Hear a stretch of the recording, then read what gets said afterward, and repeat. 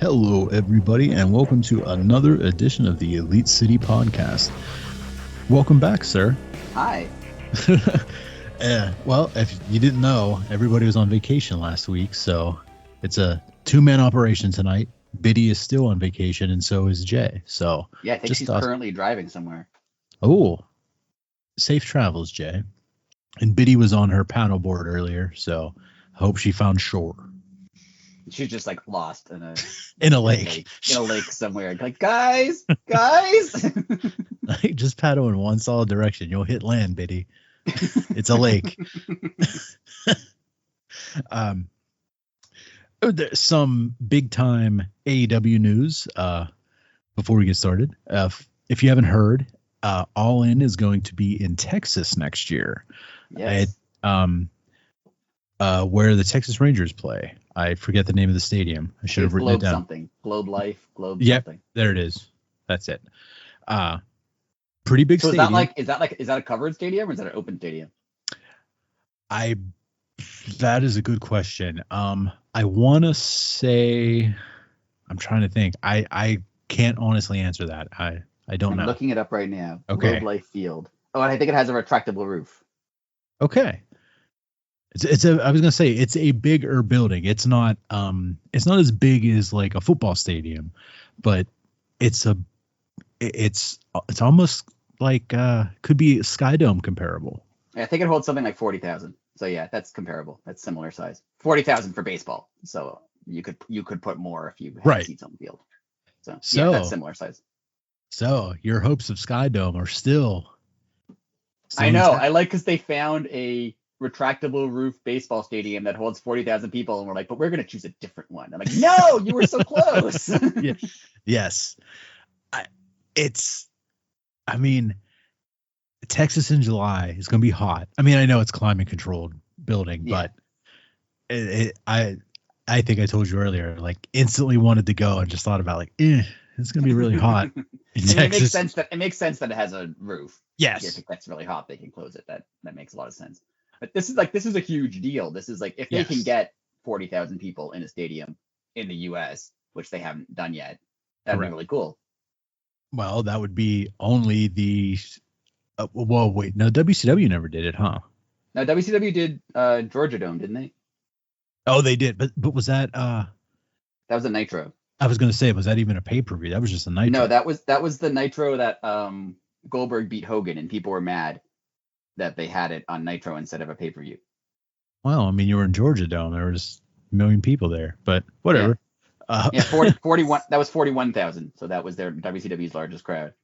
Well, just first off, imagine that they had that for a Monday Nitro. I know. Wrestling used to be nuts. That's pretty insane. I think I mentioned before they had a Raw at Sky Dome here, and it was like 50,000 people for Raw on a random Monday night. Like you sent me the intro, and it was just the signs look like sticky notes. Like that's how many signs there were. Like, and that was not like even this episode of Nitro in the Georgia Dome was like a big episode. They had like a world title match on it with the Goldberg. Yeah. The Raw was just like a random episode of like it was nothing. Like there was no. It was just an episode of the show. So, but yeah, this will be cool. Yes, this will be fun. Pretty good for a company that's always going to fail. Yeah, and going out of business always, and just a minor league, bush league, if you will. Another thing I'm happy about is that they're moving it to July, because I feel like that means they'll also probably move Blood and Guts, because that's usually July, unless they have it at All In, which would be cool. Oh, that would be cool. Because right now there's too much happening all at one time. Like, I was thinking within a 2-month period, we've had Blood and Guts, and then we'll have All In, and then 2 weeks later we have All Out, and then at the end of September we have Grand Slam. Like, that's too many things. Yeah. Big things in a row. And like, it kind of makes it hard to, not that the build for All In has been bad, because it's been great, but it makes it hard to build to stuff.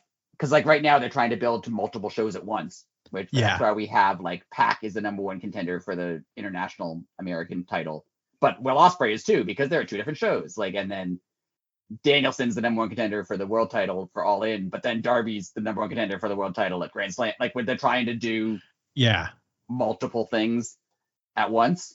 And I know I wanted there to be stakes. I think this is my fault. I blame myself. I wanted there to be, now every match has stakes. Every single match is like a number one contender match or an eliminator match, or like now there's too many stakes. Now Darby is going to be the number one contender for Grand Slam, but then they're doing the Casino Gauntlet at All In to name a number one contender for another show. Like there's going to be like 3 number one contenders at one time. It's a lot. So it'd be good if they spaced it out. If they moved Blood and Guts to some other time, or like didn't have it for a year, that would be fine. And then All In was in July, and then they do Blood and space it out more, because All In followed by at least it's 2 weeks this year, but it's still it's still a little too close, in my opinion. I totally agree with it being too close. I was really hoping that we would by now find out about the media rights deal, which, you know, at any time when that is released, and the speculation is, you know, AEW is gonna go to Max. If that's true, it really won't matter when, you know, All In and All Out are, but until that happens, only having 2 weeks in between it sucks. And there is always a weird, like they tried to explain it a little. They did a better job this week. They explained it with Pac being like, I'm upset that I was number one contender for the title, and then Will Ospreay just asked for a shot and got it, and that should have been my spot. So now I want it at All Out. Like they did something to explain it. It was weird that they were like, Pac is number one contender, but not for All In. Okay, then for when? Like it was a little odd, and it's a little odd that if you had they explained it with Pac. He was mad that he couldn't do it at Wembley, so he's going to do it at All Out, because wouldn't you want your match to be at Wembley if you had a choice? Like it's weird. It's weird to me to be like, well, we're not going to do it at the really big show. We'll do it at the other one later. Like it's a little it's almost like it almost seems like it's like back burner. Yeah, you know, like not like, I don't want to say second best, but almost second best. Like I mean, All Out last year was great, and it was a week after All In. So like that's the thing with AEW. I can nitpick at it all the time, and I do. But like they always deliver. Like every pay-per-view is good. I've never watched one and been like it's bad. So that's like I feel like I can nitpick, because the rest, if the shows were all terrible and I hated them, like we wouldn't even be doing a podcast, but I'd be like, I'm not watching this, right? So I'm not trying to say that the shows have been bad. Like Dynamite was good. I liked it. I had a great time. And you know, speaking of that, let's get into some specifics here. You know, we're in the middle of All In season, and the women's division is, in my opinion, the most interesting division in AEW right now. Yeah. You know, what Mercedes is doing with the TBS title, I really thought that was going to be, see, when I say this is going to sound bad, but take it with a grain of salt. I thought that title was below her. And I was like, like, I understand why they were putting it on her, but you know, that title, now I understand why they're giving it lineage. They're giving it, you know, putting her name on it, and it gives a little more gusto. But what she's done with it, like, I don't want to demean anybody else who has had it, but it's back up there as like when Jade had it. Yeah. And it's phenomenal the way that she's magic. I mean, it's kind of like what they're doing with except for the stupid name changes, like the international title. Well, yeah. They're making that mean something too now by like putting it in a big feud, which is good. The stuff with Mercedes is like, I like the women's division right now. What I like, because there was always the criticism, and there still aren't very many women's matches per show, but like there's always the criticism of there was only one women's feud happening at a time. It was like the title feud, and that's it. And they're not doing that anymore. Now they have, you know, the TBS title feud with Britt and Mercedes. They have the world title feud, which we'll talk about later. They have the stuff with Deonna and Thunder Rosa. They have stuff with Statlander and Willow. They have like a bunch of stuff going on that's not necessarily like, it doesn't have to even be on, it doesn't have to end on a pay-per-view. Every feud can't end on a pay-per-view. Right. But it can end on a Dynamite or even like a Collision or whatever. Like it's making you care about all this stuff too. Just by having a feud going into it, it means more. Yeah, and the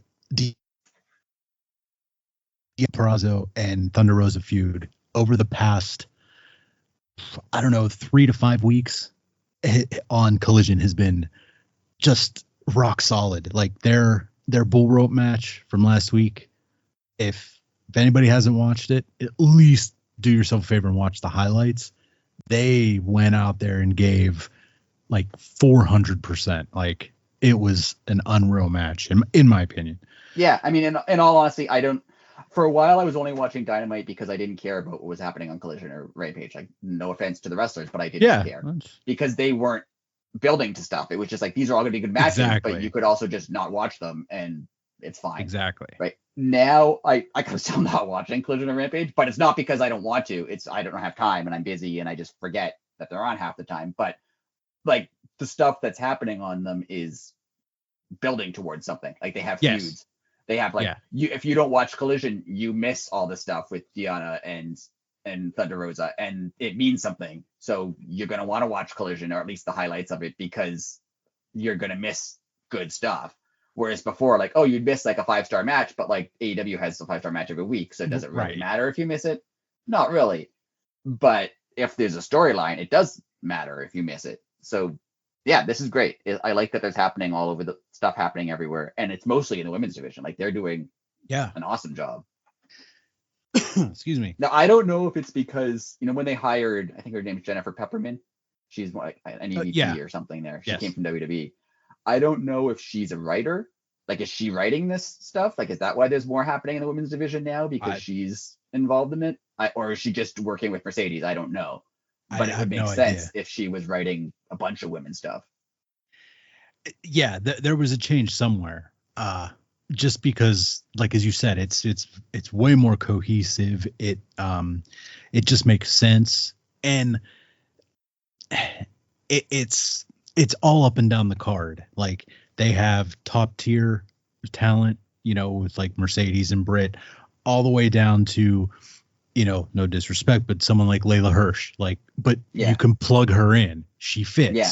But and even like ROH has a bunch of stuff going on, so you can easily just transition those people. Yeah, and they're simple feuds, and that's not bad. They're like, I hate you because you screwed me, so now we're gonna fight a bunch more times. Like it, and you don't have to explain that too much, other than, oh, why are they fighting? Oh yeah, because they had a match before and someone screwed someone, so now they're mad. Like that's wrestling, right? Yes. So it's good. I like all of it. It's been great. Well, speaking of great, and speaking of the women's division, timeless Toni Storm, and Mariah May, the glamour Mariah May, yes. Is this the feud of the year? I mean, I don't want it to even remotely end. I was thinking that not this week because they weren't on. Like Mariah May was on and her segment was great, but I was thinking last week when they were on and Toni gave her that picture that said "Die Mariah Die" in the back and then attacked her, and then they this was one of the only times when when the security guards run in and they break everyone up.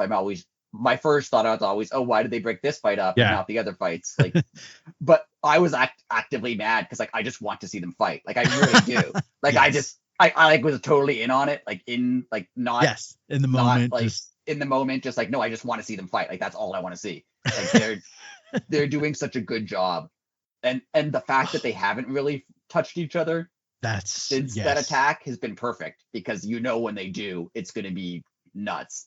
Oh, the place is going to go bananas. I feel like this can only be like a blood feud now, right? Like it has to be like a bloody, crazy match. Oh, they're going to do something off the charts. Like I kind of hope that they would make it like a no holds barred match or a no disqualification match or something so that they can just go crazy on each other. That would be great. But Mariah May sent out that tweet that said that this is going to be the most cinematic match in wrestling history. Yeah, I don't know what they're going to do, but imagine if it was a cinematic match, like the things that they could do. Like I have a feeling they might start with a cinematic thing and then just like turn into like an actual fight. Oh, that would be That would be really cool. Or something like that. Because like I want to see them just like beat on each other too. Like, Yeah. the cinematic stuff would True, be cool, true. but I also want to see them just like destroy each other. Oh man. It's so good. Like they're so it's so good because no offense to either of them, but like last year at All In, Toni Storm was in the title match, but she was not she's not at the level where she is now. And Mariah May wasn't even there, right? Like they were correct. They were not main caliber stars a year ago. And over the course of like the last 8 months or whatever, since Mariah May showed up, now they're like one of the best things on the show every single week. Yeah. Well, I mean, look what happened. Toni Storm loses to Saraya at All In last year. And then timeless Toni Storm is born and people forget that Saraya works there. Yeah, it's true. Like it was supposed to be her like big moment, and it was, but like now it's just now it's all about Toni Storm, and it should be. She's done incredible. And like I didn't know who Mariah May was really before she joined. I knew of her, but I didn't know anything about her really. I knew she was a good wrestler, but like I didn't know that she had like storyline capability like this. Like they've knocked it out of the park and exceeded expectations in my opinion. Way more. Like when Toni Storm first started being timeless, you're like, that's a funny character. She's funny. I want to watch her because she's entertaining. But I didn't think that she'd be in such a like high impact, like emotional food. And bringing back Mina this week I love how they flew her in from Japan to do like a backstage segment. With Renee, and then she flies back home. But having her involved, like, is she going to be at All In? Maybe. I don't know. Like it's so good. Everything about it is just great.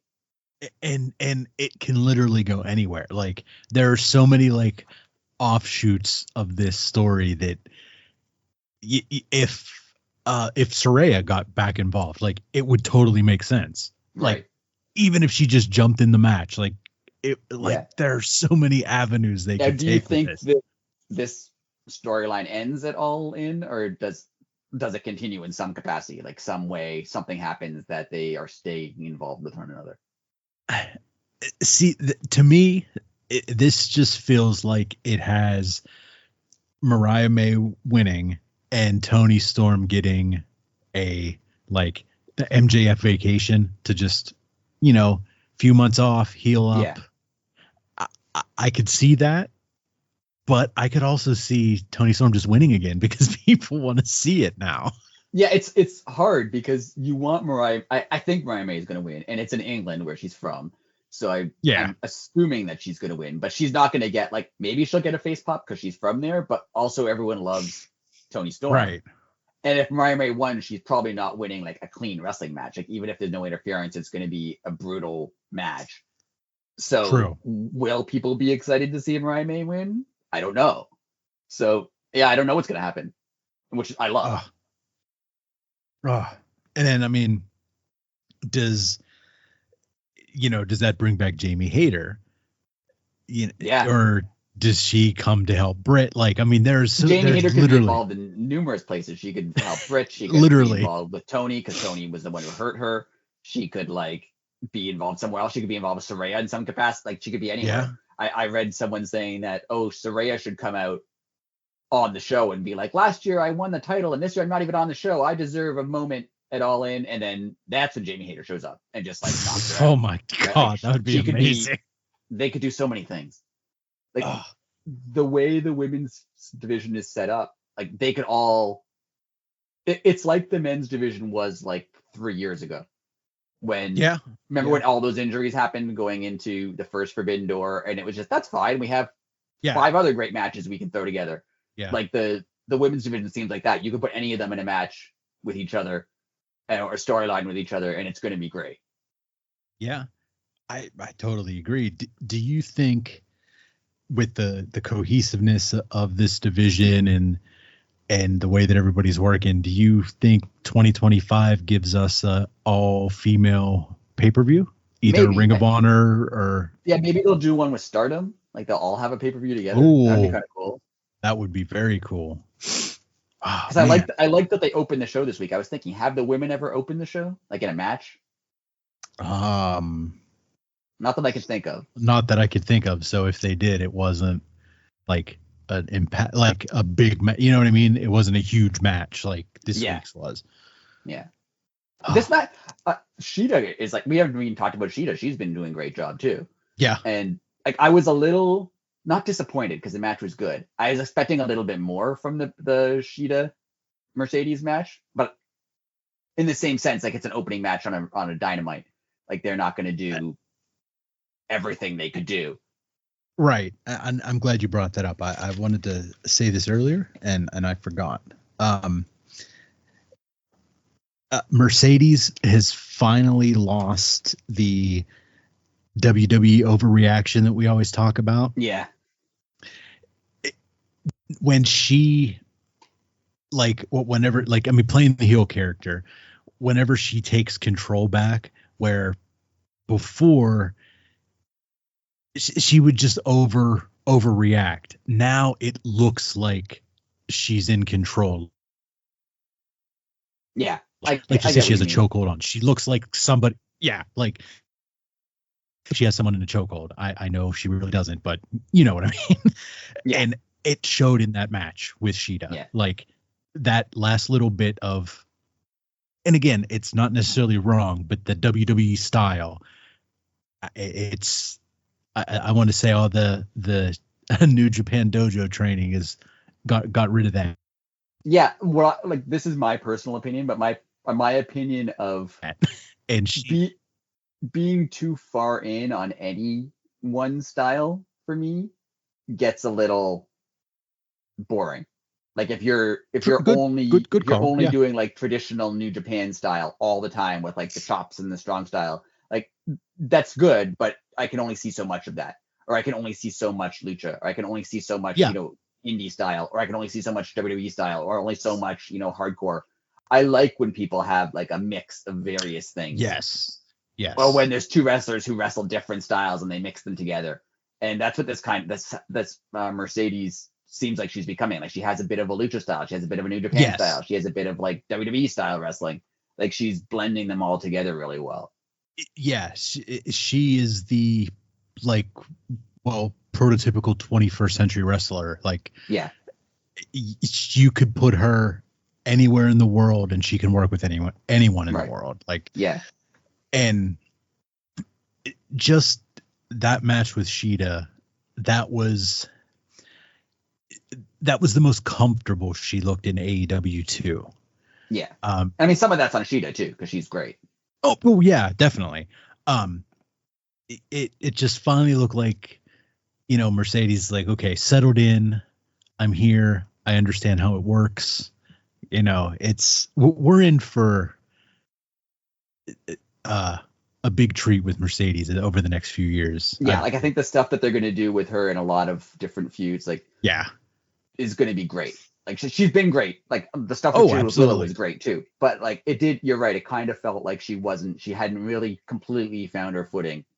Maybe because she was not only switching companies, but also hadn't wrestled in a while. And it was just completely different. They're a different place now. Things are a little different. And I didn't mean to cut you off.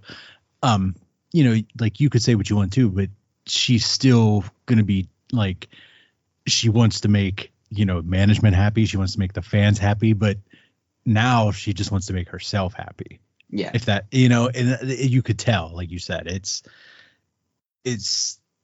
just that the signing of Mercedes is going to go down in AEW history is probably one of the most important. Yeah, I agree. And I just think because not only of her as a wrestler, but like maybe because she asked for it, or because she deserves it, or because they had a change in thinking. But since she came in, the women have been presented better. Yeah, absolutely. And absolutely. Like, even compared, like when we discuss the rest of the stuff later on, like I have various logical nitpicks about a lot of the men's feuds that are happening right now. But like with the women's feuds, it's just like they're all make sense. They're all good. Mm-hmm. I understand them. Like I like them. I'm into them. And they're just on all of them. Shida and Mercedes and Willow and Britt and everybody all of it's been good. I've looking forward to it all. Like I feel a little weird about I thought that Stat and Willow should have a one-on-one match at All In.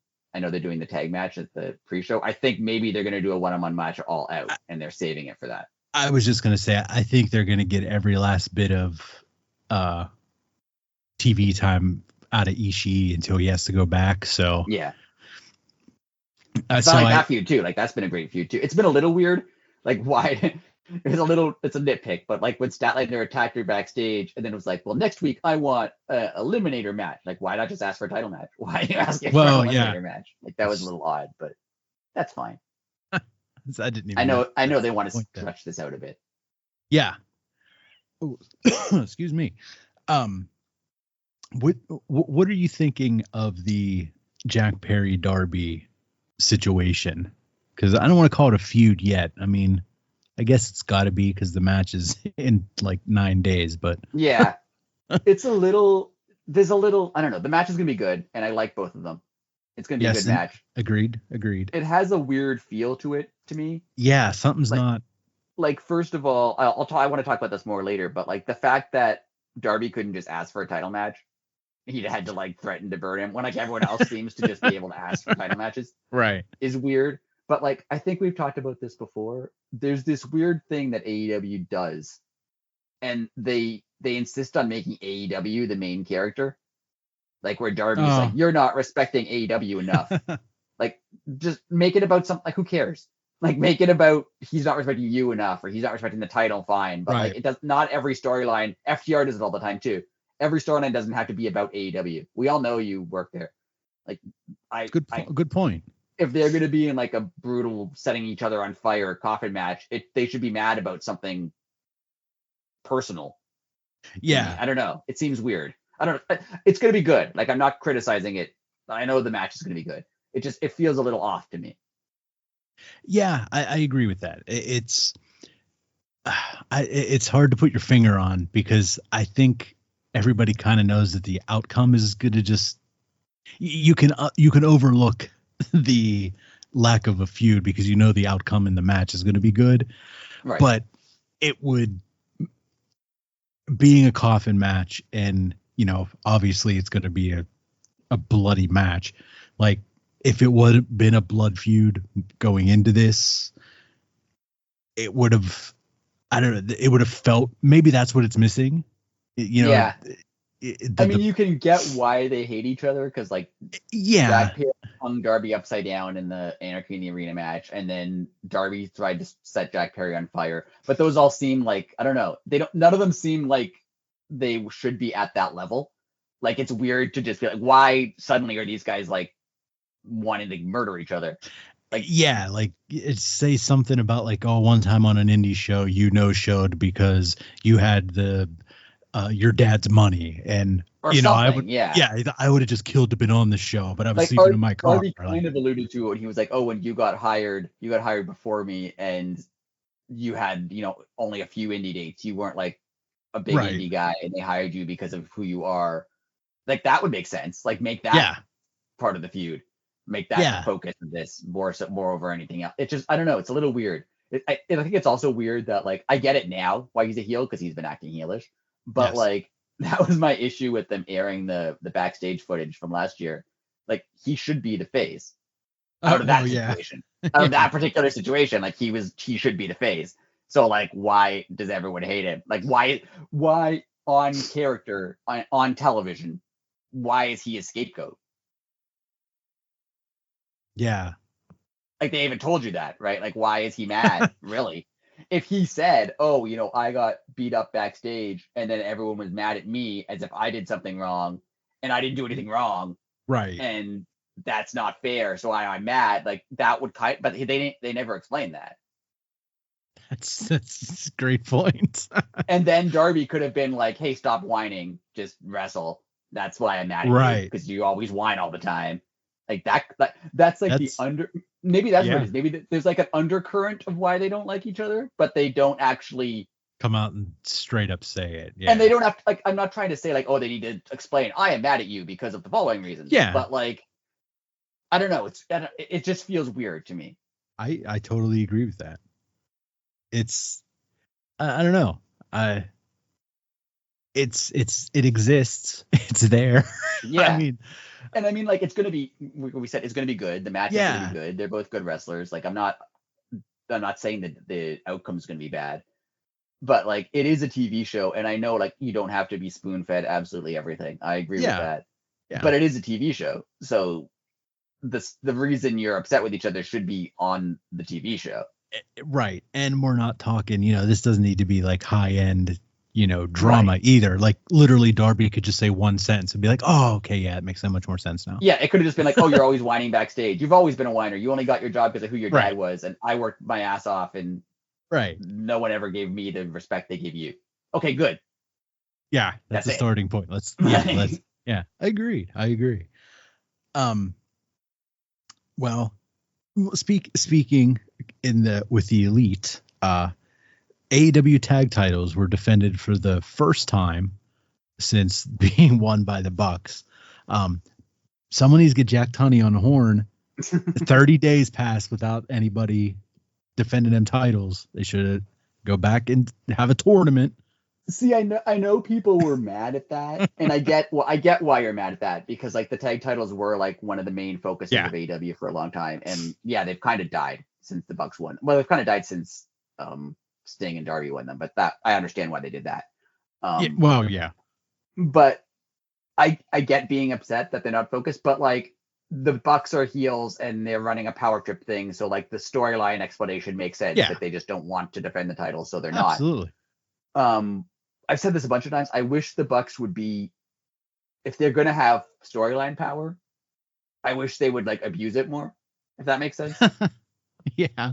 Like, I wish that they would book themselves. Okay, fine. You want us to wrestle in a match? We're going to wrestle against Jimmy and John Jobber, but it's a no disqualification match, and then just like hit them both to chairs and be like, look, we defended our titles. Like, they should do stuff like that.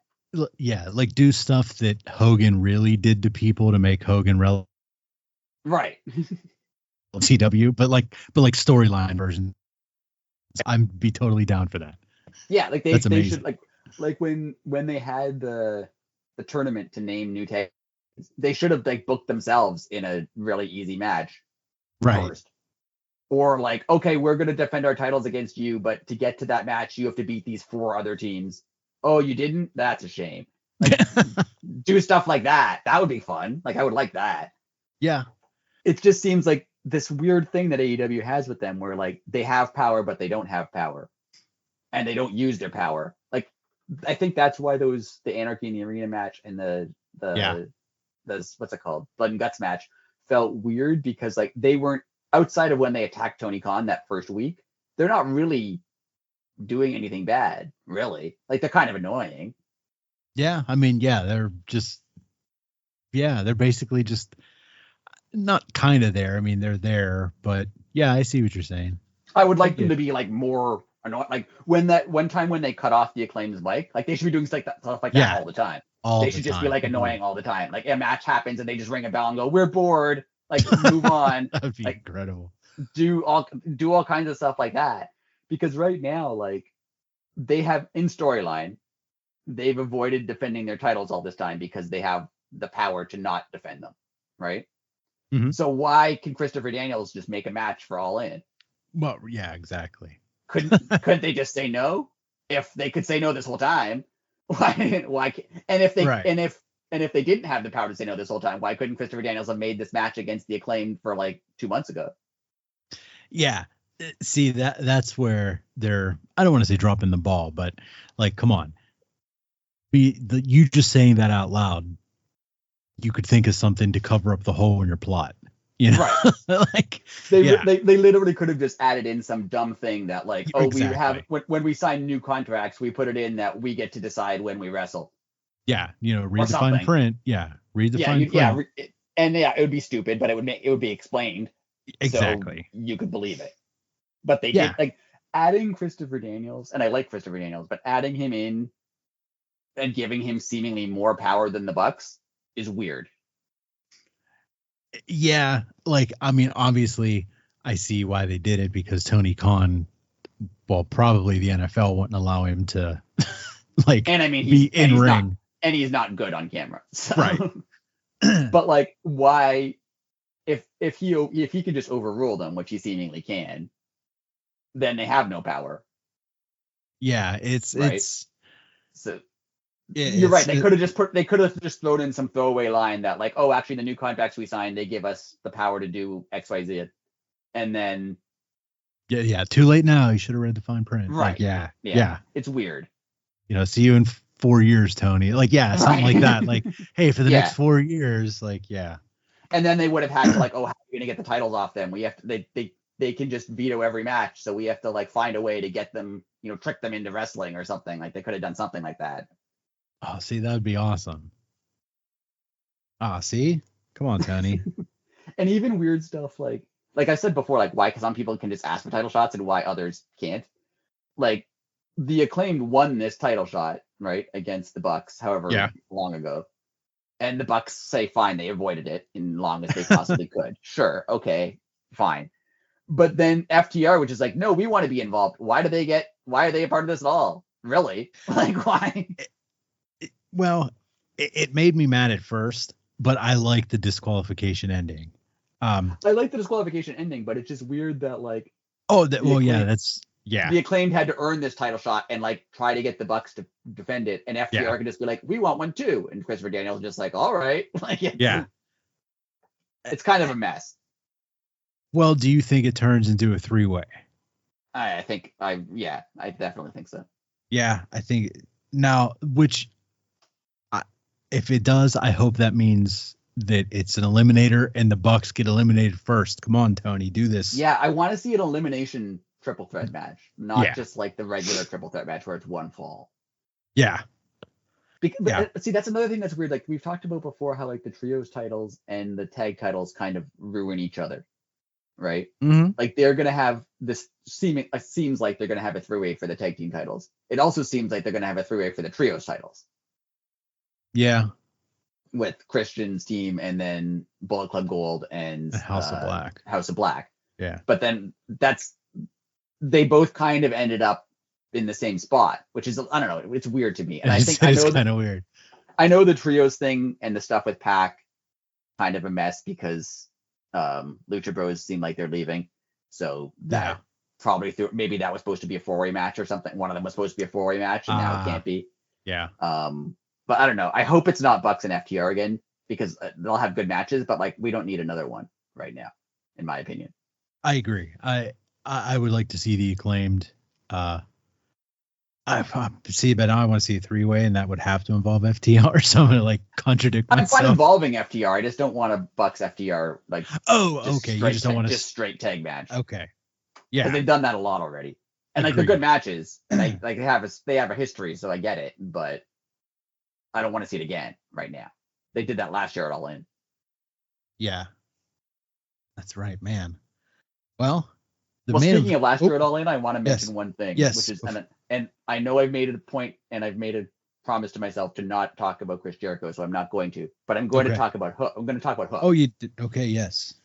And the thing that bothers me about Hook and what he's doing right now, first of all, last year he had a match at All In, the famous one against Jack Perry with the Real Glass, and that was for him to regain the FTW title, right? That's what it was. But like he's just in the exact same spot. Yeah, he is.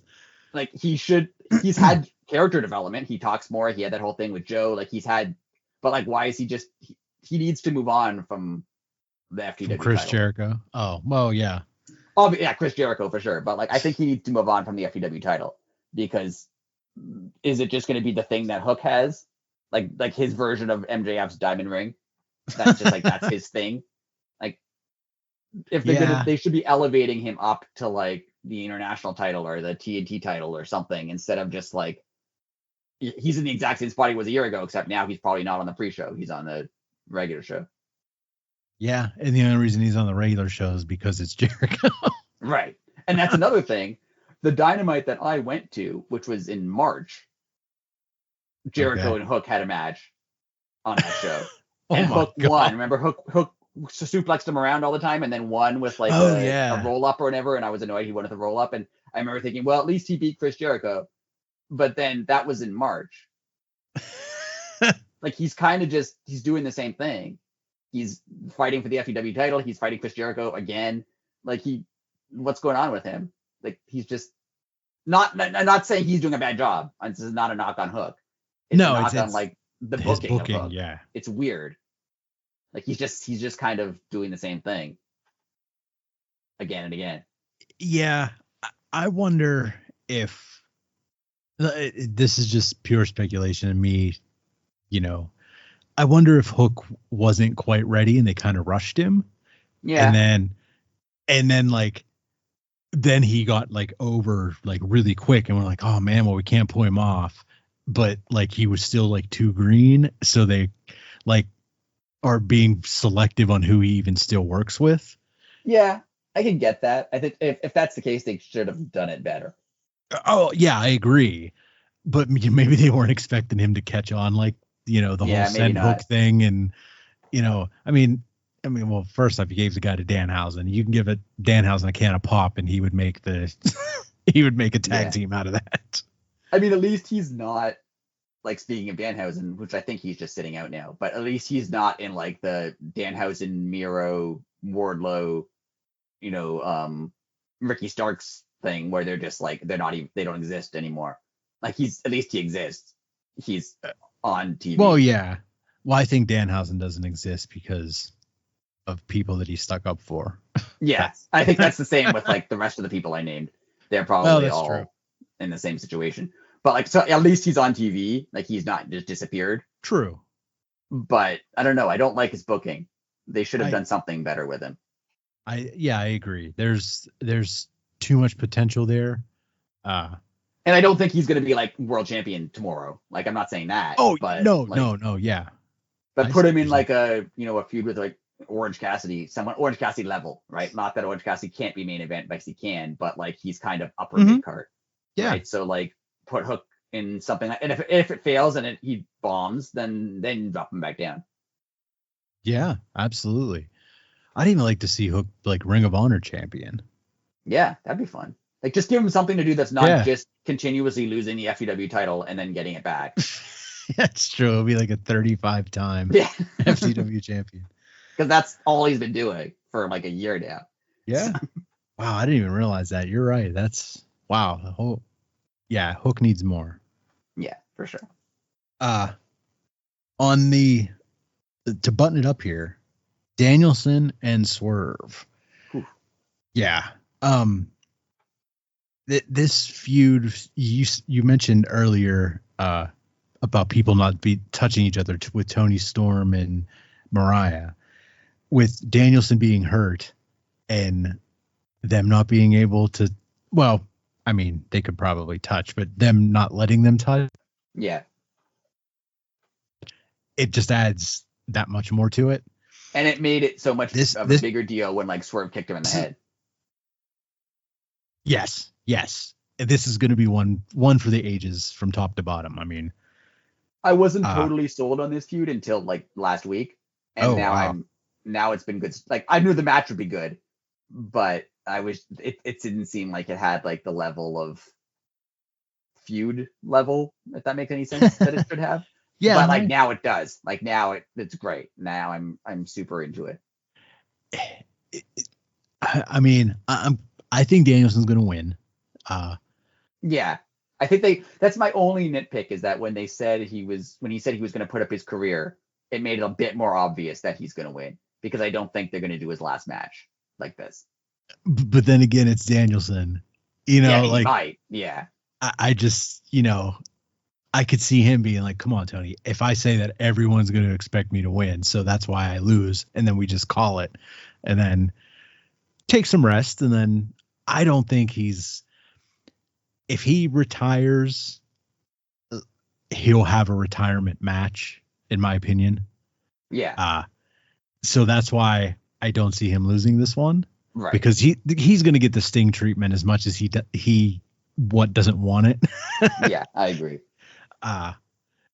He's going to get all the fanfare. There's going to be the balloons and the confetti and Brie and the kids, and he's not just. I also just think he should be AEW champion at some point. Agreed. He has to be. because that's like it elevates AEW to have him. Yeah. Even if it's like a 2-month thing. Yeah. If he held it, he even, let the cat out of the bag a little bit that Wrestle Dream is in, where's he from? Washington. Yeah. And I mean, what a perfect place for a last match, your hometown. And I mean, isn't Swerve from there too? Yeah. So I mean, they could have Danielson win the title at All In and then lose it back to Swerve. Yeah. And promote that as like his actual last match in advance. Yes. Like build it up. Yeah. Yeah. And just be like, it's the rematch, but no matter what, if, even if I win, then there's a tournament, Right. Don't make it so it's like, no matter what Swerve wins, Yeah. Just have it be like, no matter what happens at the end of this match, I'm retiring. So I'll either retire as champion and then there's a tournament. Or I'll lose the match. Yeah.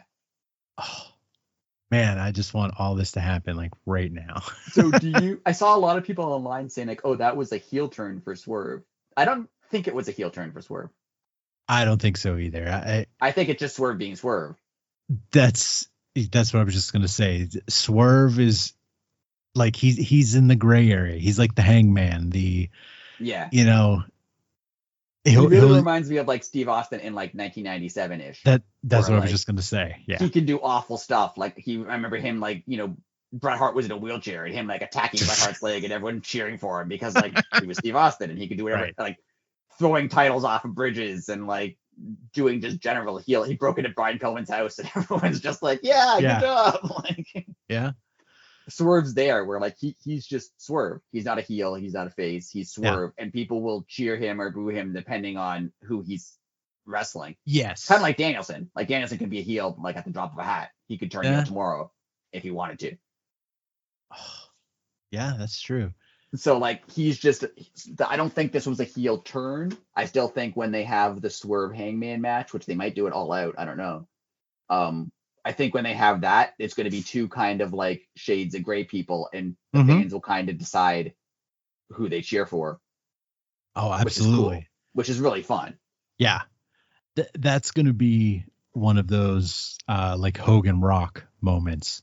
Yeah. Like where they're going to like literally just stop in the middle and realize like, they were just booing you. Now they're cheering for you and booing me. Like, I wonder if they do that All Out, or do they stretch that one out too? Because they could stretch that out for a long time. After you said that the first thought that came to my head is depends on what Danielson's really doing. Right. If to play devil's advocate, if All In is going to be really it and Swerve wins, All Out definitely is Hangman, because then it just jumps right in. But if Danielson wins, I don't think you give the fans Hangman Swerve 2 yet, because what would it be for? Like, you'd need the title involved. Unless Hangman somehow costs Swerve. Oh, wow. Yeah. And then you have them have feud from there. Now they don't have the belt anymore. Now Swerve's mad. Because right now Swerve is just like, I don't care. Like Hangman's filled with rage at Swerve, but Swerve doesn't really care about Hangman at this point. He's like, I got the title. That's what I wanted. I don't care about you. Oh, then that makes perfect. You go ahead. But if he cost him the title, then it means something. Yeah, I don't know. Yeah, then that falls right into like if Hangman costs him the title. Oh man, that's awesome. Yeah, I want that to happen now. This is all really good. Like, it's just like Swerve is, I don't know, Swerve's on a different level in terms of like not just his wrestling, but his character. This is gonna make me sound like a weird nerd. Did you ever play this? Like, there was this video game in like the late 90s called EWR Extreme Warfare. It was like a booking game. That sounds very familiar. If I know people who definitely did. Yeah. If I did, I dabbled in it.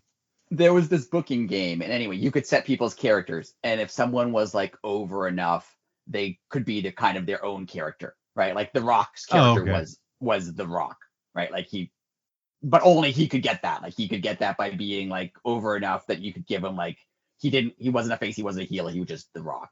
Oh, okay. Right. Like that's where Swerve kind of is now. Like he's not a face, he's not a heel, he doesn't have a gimmick. His gimmick is Swerve. His alignment is Swerve. Like it's not, he's his own thing now. Tony Khan definitely played that game, by the way. Definitely. It was a wrestling booking game in like 1999. He definitely played it. Yeah. You even said before, like, that he probably did. That's yeah. I think I mentioned this last year. They're using Machine Head again for the theme for All In, and everyone's like, "Why are they using that?" Guaranteed. I remember I ran at EFED in like 1998, and that was our theme song, and like that was a big deal at the time. And there's a less than zero chance that Tony Khan knows that, just because of what the giant nerd that he was and is. Oh, that's amazing. This whole thing is great though. Like I was thinking this today that like I have a bunch of nitpicks about like, especially with the men's feuds. Like it's all kind of weird. The Darby stuff is kind of weird. The Elite stuff is kind of weird. The Acclaim stuff is kind of weird. Like it's all going to deliver in the ring, so fine. But like it's all but like the main thing for me is the top feuds, the men's world title and the women's world title. The feuds are so good that like they could carry the rest. I don't care what's on the rest. Like the rest of the show could be unbooked. They could just say All In is going to be Swerve and Danielson and Mariah May and Toni Storm and others. And I'd be like, still buying it. And I'm still going to watch it, and it's still going to be great. Like if they could do nothing else. They've done these two feuds so perfectly well that the rest of the card could be anything. And see, we sat here and made up our own little scenarios and everything, and they all made sense because of the stories that they've been telling the past few months for a company that doesn't tell stories. Right. Like they've nailed the stuff they've done with Swerve and Hangman and Danielson, and the stuff they've done with Toni Storm and Mariah May. Like they've nailed it. Those have been perfect storylines. And the knock on them was not only that they don't tell stories, but the knock on them was that like they just have matches. And I've had that knock. They just have matches that don't really mean anything. Right. Yeah. But they've made everything that all of these people do mean so much now. Like so much. Yeah. Yes. Oh, it's so and it's good. Been great storytelling. Like all of it's been good. All of it's been like, it's the right level. If this makes sense. Like it's the right level of like, it's not confusing. Like it's straightforward, but it has layers. Like Hangman has layers, Swerve has layers, but like it's not too highbrow that you're like, what's going on? Who is he with? Like it's not that level. Like when you watch like Game of Thrones or something, of like there's parts of Game of Thrones where you're like, who is that guy again? What is he doing? Like who is he? Why is he mad at him? Like there's none of that. But there are layers to it. Like is Hangman the good guy? Kind of, because like Swerve did, attack his family and kind of steal the title off of him. Or try to steal a title opportunity off of him. And, Hangman did nothing wrong, really. But also, like, Swerve says he did it to win the title, and he did it because he never would have got the opportunity otherwise. He said that in that interview with JR, that when you're not going to get the opportunity, you have to do stuff to get noticed. And you're like, yeah, okay, that makes sense, too. Like, he's also right. Yeah. It's everything is buttoning up perfectly right now. And for this being like our WrestleMania, I wouldn't have said this 2 weeks ago, but now it's really starting to come together. And I cannot wait for this show. It feels like AEW's version of WrestleMania. Last year it was just cool that they had that big, like the MJF Adam Cole stuff was good. Like it was a good, I liked that feud. I know a lot of people didn't, but I liked it. Oh no, it was fun. But that was more of just like a novelty of like, we're going to be in a huge stadium and have a huge show. And it didn't really matter what was happening. It was just cool. Yeah. Cause it was a company that wasn't WWE doing something groundbreaking. Yeah. It was. But now it's like, oh, now I want to watch it, not because it's All In, but because it's of the matches that are going to be there. And the story, like Forbidden Door always had these matches are going to be really good, right? Like you want to see the matches. But like the matches are going to be good and the story is going to be good. Like I want to know what happens. I want to see them wrestle, obviously, but I also want to know what happens. Like what does Hangman do? What does Toni Storm do? What does Swerve do? Like I want to know what happens to these people now. Like I have no complaints about the top Yeah. level storylines. They've been so good. And these feuds, these two in particular, have the feel of back in the day wrestling that, you know, after this pay-per-view ends, we're not going to be able to wait until Wednesday. Like, right. Yeah. You know, it's you're going to be that ingrained and like, oh, And now I need to know what's next. If I don't watch that show, I'm going to miss something. Right? Yes. Like I'm going to miss what they do. Yeah. Yeah. This is what a time. What a time to be a fan, and just what a time to just have one of the biggest shows. Oh, I'm just so excited. And I mean, if this is Danielson's last match, I don't think it is, but if it is Danielson's last match, you're totally right that he could have said, no, let's trick everyone. And it is going to be my last match. Like, it could be. I don't know, maybe. That makes sense for him. Like, if this is his last match, what a wrestler. Like, he's good at everything. Yeah, he's the wrestler's wrestler. I mean, you know, you've said it before, like, he could have me and you out there and walk us through a match that people would be like, it wasn't bad. Yeah. I mean, he had a main event match last week against Jeff Jarrett, and I like Jeff Jarrett, but like Jeff Jarrett's not a main event wrestler in 2024. But like, right. it was pretty good. Yeah. Like, he had that match with Satnam Singh, pretty good. Like, and that was the one that you knew that Danielson was the guy. Yeah. Because, you know, again, nothing against Satnam. I mean, he's green, but he's also like, he doesn't know how to use his size. Right. And Danielson made him look big, strong, and powerful. and it's not just Danielson's wrestling, because like, no offense, but there's a 50 good wrestlers, very good, talented, technical wrestlers, right? But like, it's Danielson's like character work, both on the mic and like not when he's on the mic. It's like, he makes you care about stuff. He makes you pay attention. Like, he just, everything about him is good. Yeah. I think I asked you this before, and I think we were both kind of surprised by our answers. Is he like Danielson or Bret Hart, if you're going to pick one of them? And I think it might be Danielson. Yeah. I mean, at this point, I think that's where you would go. I mean, I don't know. I'd have to do my homework and watch deep dives into the Hitman. Yeah. because I forget a lot of that stuff. Wrestling wise, they're both great, obviously. Yeah. But I think Danielson has like an extra level of like his character work, his mic work is like very good. His like making you care about him. Well, I was just going to say that's where you know what, you're right. It does go to Danielson in that aspect, because Brett was handpicked and was given the keys to the castle. Yeah. They did everything in their power to keep Danielson out of the castle. Absolutely everything. And he kicked the walls in and made him. I honestly can't think of a time, and because there aren't many times when the companies actively try to stop you from being successful, but right. I can't think of a time when like at the time, 10 years ago, when WWE, when he won the title at WrestleMania 30, they were the only real company, right? Like there was ROH and stuff, but like they were the only real main event top level company. And they basically decided, we don't want this guy in main events. And he was just like, no, I'm going to be so good that you'll have no choice. And yeah, that's what happened. Like, it's exactly what happened. He was just so good, and people liked him so much that they're like, you know what? We have to give him the title. We have no other option. Like people will, the audience, if they didn't, the audience would have rioted. Like, that's how good he was. Yeah. Yeah. During that time, the signs, if Danielson loses, we riot. I think people would have. I think they might have. Like, I think there's a good chance that they might have. Like, yeah.